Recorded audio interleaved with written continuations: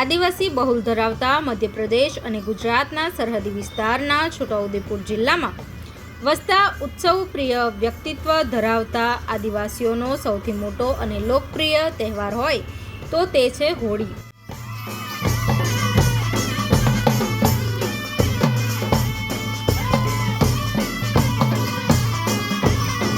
હોળી પૂર્વના 7 દિવસ સુધીના અઠવાડિયે હાટ બજારો ભંગોરિયા મેળામાં પરિવર્તિત થઈ મેળો બની જાય છે.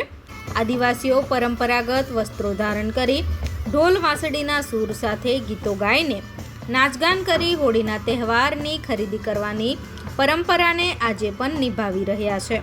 આજે મધ્યપ્રદેશના વખતગઢના હોળી પૂર્વે ભંગોરિયા મેળામાં યુવક યુવતીઓ ઉમટી પડી વર્ષો જૂની પરંપરાને નિભાવતા જોવા મળ્યા હતા.